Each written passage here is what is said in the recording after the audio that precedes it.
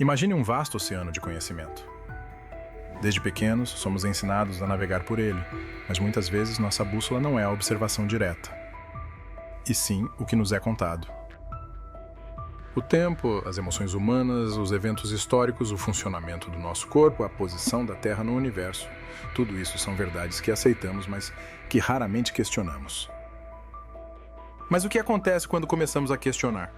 E se a história nos mostrou que o que uma vez foi tido como certo, muitas vezes se revelou como erro?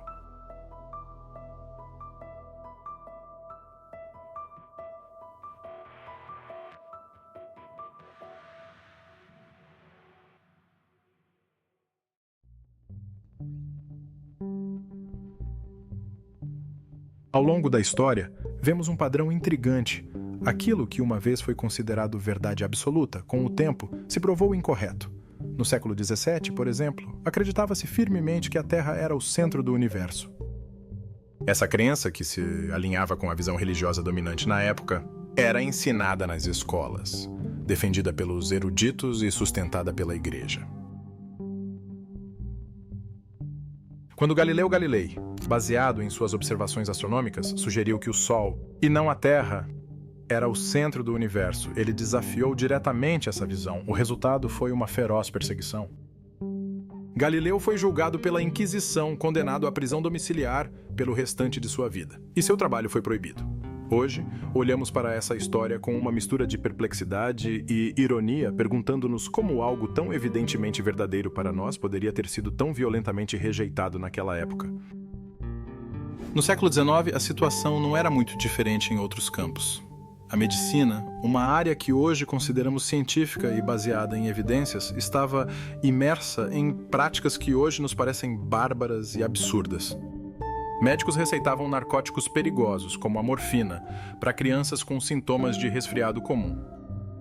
A ideia de que lavar as mãos antes de realizar cirurgias ou partos era essencial para evitar infecções ainda não havia sido amplamente aceita. A ignorância sobre a higiene básica levou a milhares de mortes desnecessárias, até que a ciência, aos poucos, começou a revelar a importância dos germes e da asepsia. Esses exemplos mostram como a razão e a crença podem ser frágeis. O que consideramos lógico e válido em uma época pode ser visto como ignorância em outra.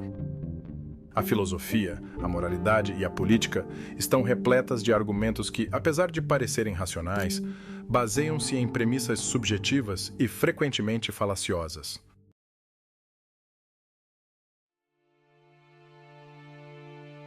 Tomemos, por exemplo, o silogismo que sugere que todas as flores são bonitas. Embora essa afirmação possa parecer inofensiva e até poeticamente verdadeira, ela se apoia em uma suposição que não pode ser universalmente verificada. Afinal, o que é beleza? O que é verdade? Essas são questões subjetivas, moldadas por experiências pessoais e culturais que variam de pessoa para pessoa. Hugo Mercier e Dan Sperber, em seu livro O Enigma da Razão, levantam a hipótese de que a razão não evoluiu para nos levar a decisões mais precisas, mas sim para melhorar nossa capacidade de socialização e justificação diante dos outros. Se isso for verdade, então a razão que usamos para formar e defender nossas crenças pode ser mais voltada para manter nossa posição social do que para encontrar a verdade. Isso sugere que a razão pode ser, em muitos casos, uma ferramenta para justificar o que já acreditamos, em vez de um meio de buscar novas verdades. Isso levanta uma questão importante. Até que ponto nossas crenças e valores são realmente baseados em uma busca genuína pela verdade? E até que ponto são apenas construções que nos ajudam a manter nossa posição em nossas comunidades e sociedades?